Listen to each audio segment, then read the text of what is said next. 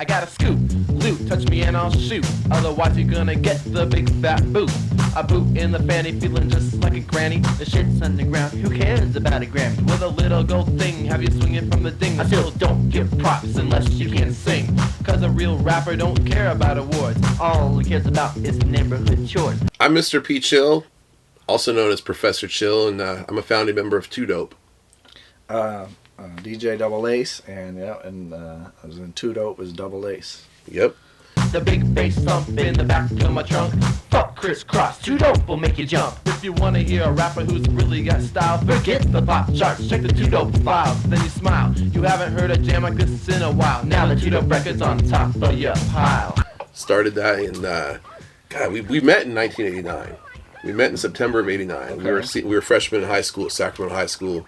I think it was about 90, 91 we wrote our first song. Somewhere in there. So we met through some different people and stuff and some different incarnations of the group early on. And then when all the dust settled, it was me and this dude. So we decided we're going to keep going forward with it. So the first song was Another Damn War. Yeah, we wrote the song about the war in Iraq. And it never got recorded. Nothing happened. We wrote it and practiced it. And, looking back, it's probably very simplistic. To say the least. We were pretty young back then, but that was the first song, and then from there we both had a love of the music and just kept going with it, and somehow a bunch of years went by. Word. So what how'd you make that song? Like, what did you make the beat and everything on? Oh man, you had this keyboard. You had some kind of Yamaha that had you had some kind of sequencing capability on it. So we put some drums in there, and then you did the key. I didn't know anything about playing any keyboards back then, so you sequenced some music for it, and I wrote some lyrics, and then we just kind of figured it out and practiced it. I want to say we tried to record a demo on like a boombox once or twice. I think that's what we did. Yeah, but we had no access to studios or multi-track or any of that stuff back then. So we did a tape in '91. We sold at school. It was I don't even remember what the hell we called it, but it was just this tape had like maybe 5, 6, 7 songs. It was the same on both sides, and we recorded that all through my DJ mixer into a boombox, and it was all recorded live, and it was really, really crappy. And it was the first step. It was the first step in the process, and I don't even think either one of us has a copy of that tape around. No, I don't have a copy of it, and I don't know any of the songs that were on it. The only one I could possibly be maybe is the Funky Beat, but I don't even know if that was I don't know if it was or not, but we revisited that one later on and talked about it. But you actually wrecked up the master to that one. Yeah, that one you dropped a magnet on the master tape. Dropped a magnet on the master cassette, and then we could never make another copy. Okay. So whatever 30-something copies we sold to school, that's all there was. We didn't even have copies for ourselves. Yep. I was just going to ask, so it was about 30 copies? At the most. No more than that. Yeah, we dubbed them on your dubbing cassette deck in your parents' living room. And it had 4 songs. 4 or 5 songs on it, yeah, and it had like it was really like this. The cover was just photocopies of handwritten stuff. It was really, really just super gully. It was super bad, but like we had some ambition. Like we were like trying to figure it out. I wanted this shit hella bad. Like we learned from our mistakes and kept like building from there to where we actually had a commercial single that we were able to release. Yeah, we did. We recorded that one in I think it was May of '92. We recorded the Process Elimination single. Was it 92? It was 92. Yeah, because it was the summer before senior year of high school. Okay.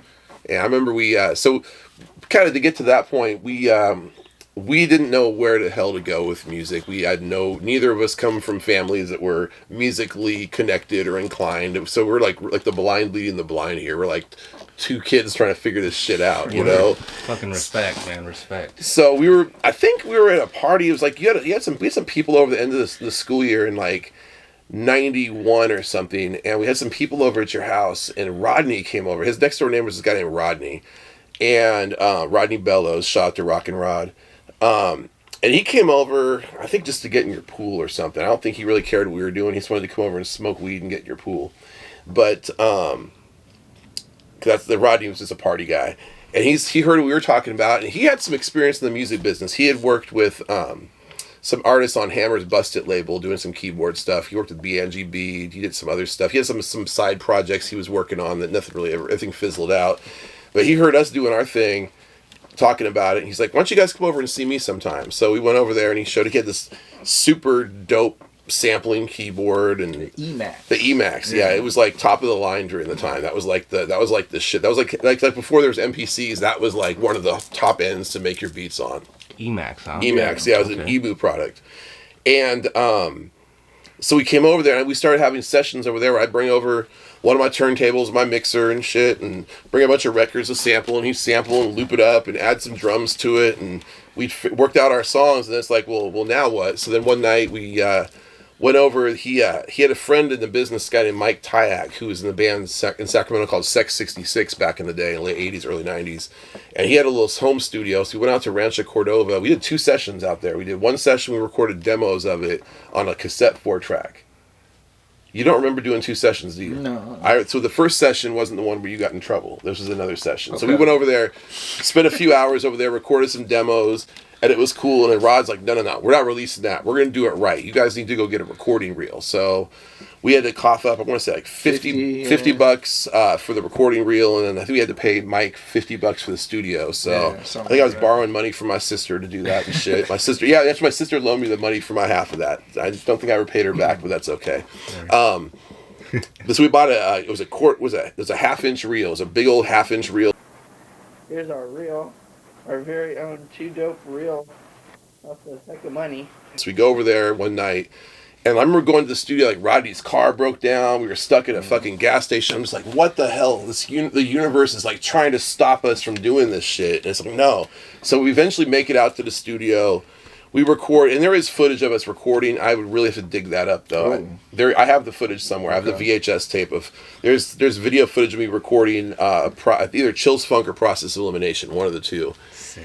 And there's some studio session ones. There's some cool. I have some cool footage of that somewhere.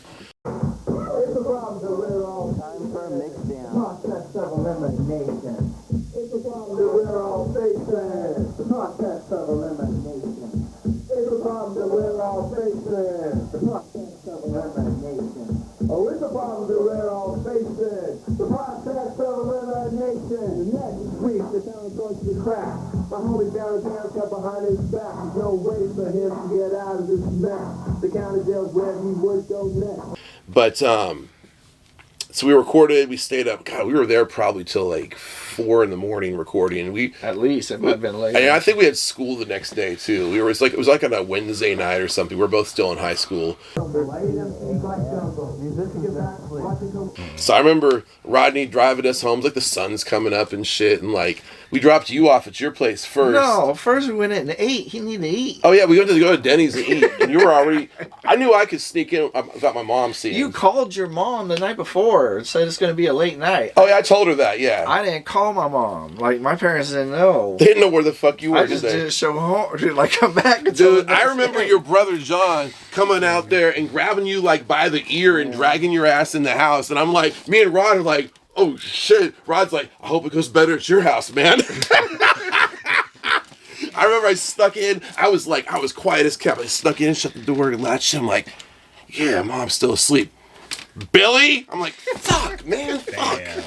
But I'm like, she's like, you're going to school. I had to go to school. I stayed up all night. I had to go to school and go to class all day. I was like, fuck me. Damn. But we got it done, though. We recorded it, and we probably, in hindsight, we probably could have mixed it better. We probably could have went back in for a second session to mix it. But we were super like, we've got this song now. We got this song. Did we go to DAT? Must have went to DAT. I think we had to have gone to DAT tape.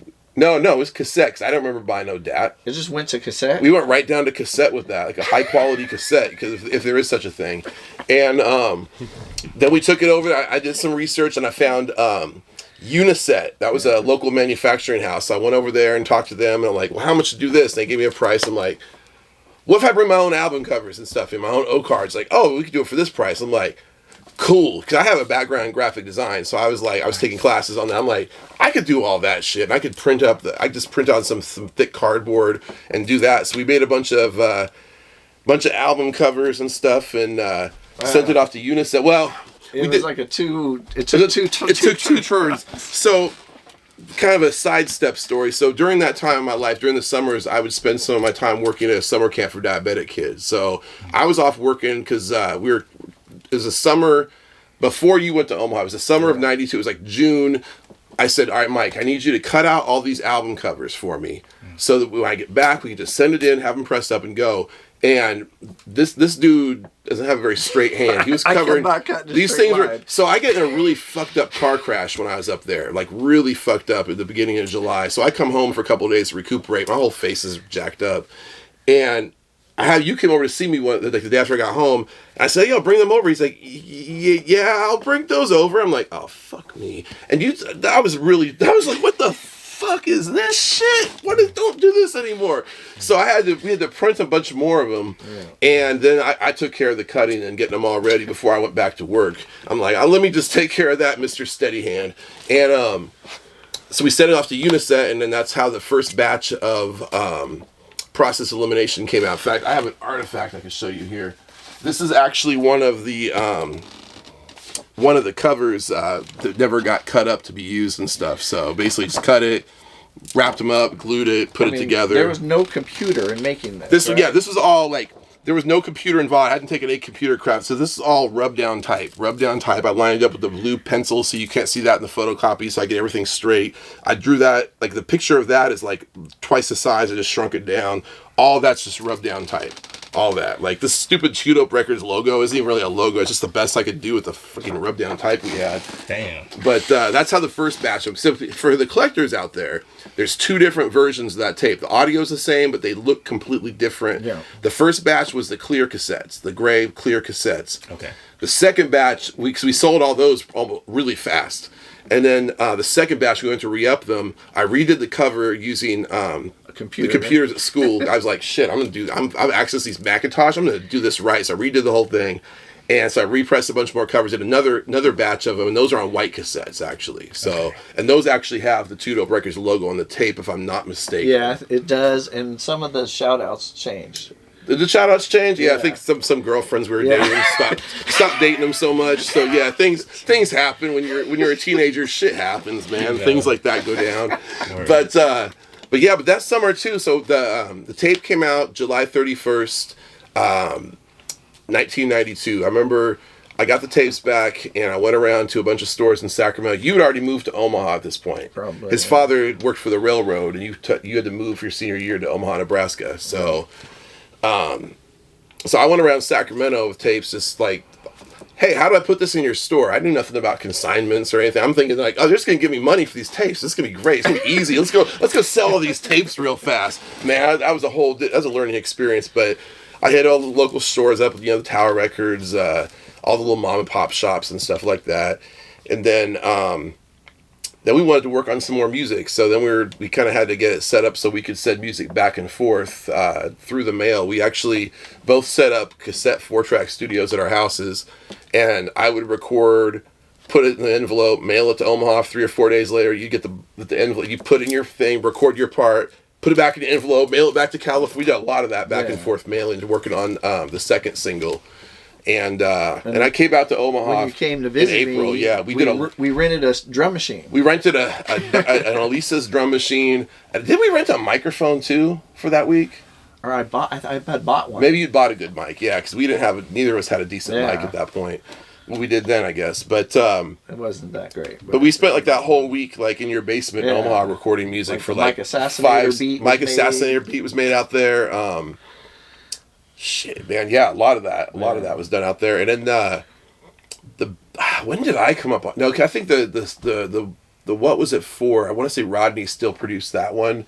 I just had a cassette of the beat, so I just took it with me and didn't go to his buddy's studio because we couldn't afford that. And you weren't even in California, so it was definitely more of a, like, people do that all the time now, send tracks through the email and work on stuff, and that's like commonplace. This was really, I was like, how the are we gonna do this? Like, this is like, we got like 1,500 miles between us. How are we gonna make this happen? 10-month period. Yeah, it was a long process making the second single, but it came through though. Yeah, I mean, 10 months that I was gone, basically. Yeah. Yeah. Then you came back. I got a settlement from that car crash I was in, so I went and bought myself a sampling keyboard. I'm like, hell yeah! I went and bought myself a beeper. I bought myself some gear. Then I went and bought myself the Ensonics Mirage. It's not quite as nice as the Emax, but it did the job. It's a little more grainy, so the samples had a little more of that kind of raw, like grimy kind of sound to it, which is kind of cool. And I started using that to make beats for upcoming stuff we did at that point. Yeah, so we did the 2 singles that had, A and B sides. The second one was 93, is right after we graduated from high school. Yeah. And then, yep, then later that year we did the Crew Called True EP. We recorded that in my bedroom at my mom's house. You were already back in California. Yeah. Let's talk about that one. All right, let's talk about it. That people act like that's like the hardest thing to find. Is that really that hard to find for people? I think it's just the cover is hella tight, you know what I mean? And it was just a cracking year, and the songs are good. So it's just the more sought after one, I'd say, from you guys for sure. Yeah. Yeah, that was I remember that was the first time we ever did a real like straight up photo shoot. There was this chance that we were gonna go on a tour. Oh I my think that's kind of what God. prompted us to record it and get that put together. Oh, I Because totally we thought we were forgot going to go about on that. this tour through these guys we met at the Sac City College. Oh, that's right. Yeah. Dude, yeah. Okay, wow. I remember some shit I forgot about. Yeah. And then the second... Oh, That's the first one right that's there. the first Because one. actually, before That's we probably got a little ahead of ourselves. We did our first nightclub gig June 10th of 1993 at the Cattle Club, the legendary Cattle Club on Folsom Boulevard. And this is actually one of the leftover posters from that night. It was a $3 Thursday. We played a group called Toxic F, and then some other band who it was like a speed metal band, and they had no drummer, so they just had a drum machine. It was the weirdest, like, it lost its whole appeal, man. Like, you can't do all those guitars and just have like a freaking Alesis SR16 sitting in the middle of the stage. Like, that doesn't have the same feel. Right. But yeah, we did that gig, and then later that year after that came out, because we met those guys at City College, you're right. Then we did our second show at the Cattle Club. Yeah. And that's the night when that the vibes got kind of weird that night with that one dude. The dude that we were supposed to go on tour with. supposed to go on tour with. He was going to do the show with us. Uh-huh. I think his name was even on the flyer. It was on the flyer for the show. And then he backed out, but then showed up and then tried to like heckle us. Yeah, it was just a really weird vibe. I'm like, I don't know what is happening here. Like, because that was Silky C's homie at the time. I don't even remember his name now. I remember his name, but I'm not going to give him any credit. But yeah, so that was Silky C's homies. And even Silky was like, man, I don't know what the fuck this guy's doing. Yeah, he went backwards that night. It was weird. Yeah, then we ended up, that was kind of weird, but it is what it is. But yeah, so that didn't work out. Now we had this new tape we had to go out and push. So I think, was it my brother that did the photography? Yeah, your brother's friend. He had a friend. Yeah, Noel? he had like another guy. Was it Noel or somebody? No, it was the other guy. The other guy? Okay. Some dude his brother knew had us doing a bunch of photos, and they brought various props out for some of the photos, and I was like, that's not our image, but we'll take your pictures with you anyway. So we got a series of pictures of young looking really stupid, but it's awesome. But we chose one that was a little bit less prop oriented and a lot more, seemed like more like us for that. So Word, and you got the cell phone and the boot coming down and that cell phone. I'm gonna tell the secret. All right, go ahead. All right, so that cell phone wasn't even a cell phone. That was somebody had a. I don't know. Was it my brother? It was your brother. His brother had a freaking phone, a home phone that looked like a fucking flip phone. It's like, here, use this. It's like, all right. It was the home phone. It was the home phone. That wasn't the base. Yeah, you couldn't. That phone wasn't doing shit out there except looking the part. Yeah. And those boots weren't Doc Martens, man. Those were K Martens, man. I was too broke to buy Docs. I just had the cheap ass fucking Payless boots and shit. It's all good. Yeah, Shit, we did a couple house parties during that time. We did a benefit show. We set up and fucking performed in a boxcar raising money for flood relief victims in the Midwest down at the rail yard in Sacramento. Yeah. We did that. We did a lot of different things of that nature during that era. And then we got our deal going with Black Market a couple years later, and that's kind of when things started kind of picking up and doing things in a different direction for us. Yeah, well, what was it? What was the time we had on the back of the cassettes of our singles had your phone number. Oh yeah. As people started calling. Yo, that's right. I get random people out of nowhere calling me about this, asking me questions. How do you do it? How do you get your tape in the store? Can you put my tape in the store? Or can you make like people want to make a tape? You know? Yeah, like all these local rappers are hitting us up. People because they were just calling. So and I wasn't gonna be like a gatekeeper of information. I was like, yeah, let's sit down and talk. Let me tell you what I did here. And I'm like, shit, we should all be doing this. You know? I had. You know, we both had these 4 tracks. We had keyboard to work with. We had, drum machine. We had a semi-decent mic at that point. Yeah. So we were working with other people. Like some people just renting studio time too, or other people that, we're talking about our, Two-Dope Records. Yeah, we signed them up we actually signed a bunch of artists, these little single deals and stuff. We were going to put out their cassette singles for them and stuff. And that's when you were living out in Rosemont. You had the rent of that room out there. We do a lot of the recording over there. And so we were getting ready to release a bunch of singles from a bunch of different artists. Some of them went on to do stuff, some of them didn't, and it's like whatever. And then that's when I met Sed. That's what was going on. So I was going in for this, I didn't know what it was, some kind of job interview, I thought, but then I got there and it turned out to be this multi-level marketing. Yeah, they wanted selling Cutco knives, and I'm like, no, this is not. I'm not trying to go to sell all my friends and family these knives. Like, no, I wouldn't have bought no motherfucking knives from you, They're bro. expensive too, and then they want you to buy them yourself. No, this ain't. So I'm like cutting out early from this thing, and as I'm walking out, it was like I'm in there's just Black Market Records right there, like this 1-room office in this building on Power Inn Road, and I was like looking like, so I just kind of walked in, man, and it was Sed behind the desk, and he talked to me. I just talked to him. I'm just like, oh man, we got a little record label. We're working with some different people and stuff, and he's like, well, let me hear some, put something together, and bring it to me. Yeah.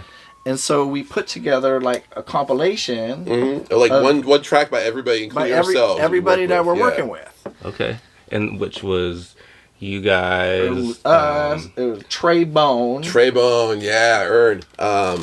G-Mac was on there. G-Mac was on there. Was Lincoln Peaches was on there. Was Lincoln Village Hoodlums on there? I don't think so. Okay. Peaches. Who else was on there? There's a few guys on there. There was a couple. T-Bread, Tiny Bread. Tiny Bread, yeah, Tiny. Tiny Bread was on there. I think you did a solo track. I did a solo track too, because I was starting to think about like, do I want to do some solo music? And then there was a guy named Jay that I just met at the City College. That we got on at the last minute or added to it. Okay, I vaguely remember that one. Yeah. Yeah, so it has 6 or 7 tracks of people that I'm working with. So we gave it a set. Yeah. We put this together. We did it all on like the 4-track. Mm-hmm. And then we went and saw Set. Went and sat down with Set and we played it, the whole thing. I feel like we made a DAT for him, but maybe not. It was cassette, I'm pretty sure. We didn't.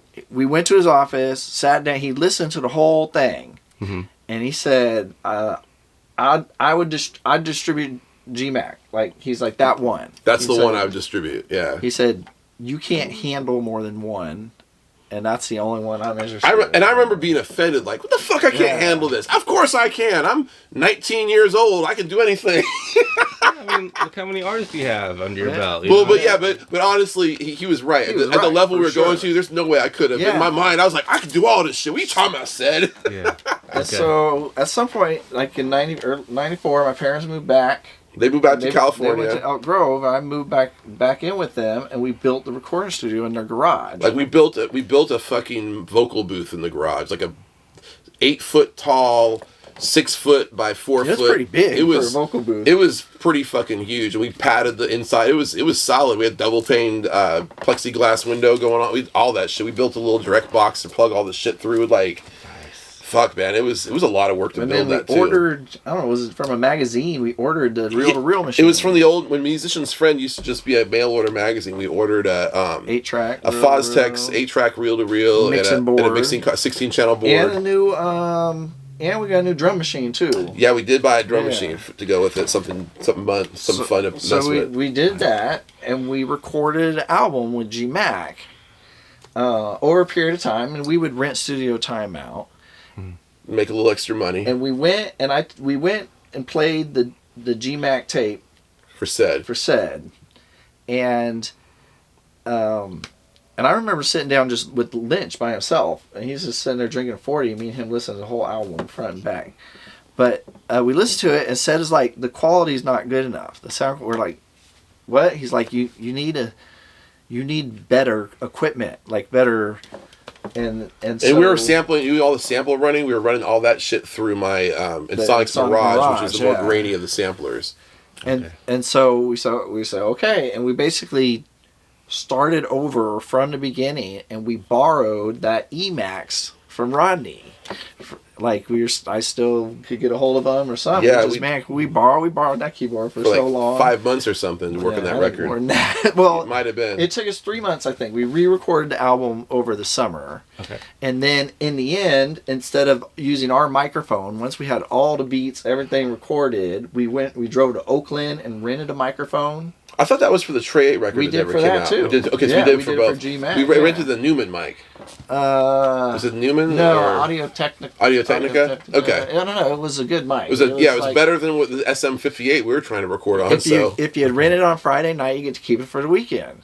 So we had a long ass weekend. Yeah, we were in the studio drove to all. to get the microphone. I think I stayed at your house like for 3 nights in a row. Just slept on the floor at the sound booth and shit. Yeah, it was. Like, fuck, we were like, I don't even think GMAC went home. We were all there. Yeah. We just ate a lot of fucking fast food and drank a lot of beer. Recorded and got that did thing. all the vocals over that weekend. We didn't have a sequencer, though, and one thing that we were having trouble with is getting the drums beefed up, and one thing that GMAC came up, his father was a pastor, I believe, if he told me, and he used to play drums in the church when he was younger, so he had a really good metronome, just naturally because of playing drums. So a lot of the drums on the GMAC album, he's on the drum machine playing them live on the whole fucking song. Oh. So we had no sequencer, so, and he got the shit sounded fucking perfect. It's like, that dude is so fucking talented.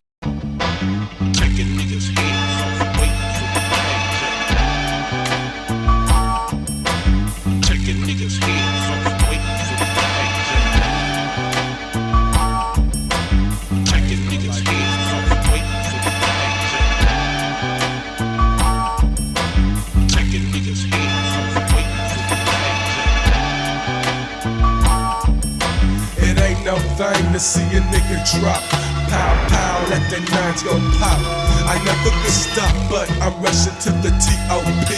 Without a doubt, I'm that nigga that you're hearing on the CD. Low doubt, gangsta funk, the drum bumps, the sound of the B.A.C.K. Street to underground. Damn. Yeah, a lot of people don't know that about that, but I remember watching him work, and I was just like, man, I wish I could do that, you know, so. How did you guys meet him? He came through. We had the Trey Bone. through Trey Bone. Yeah, Trey Bone. We signed him up. So Trey Bone was probably one of the first ones. He's one of the guys that called me out the blue. Super cool dude, and we hit it off real good.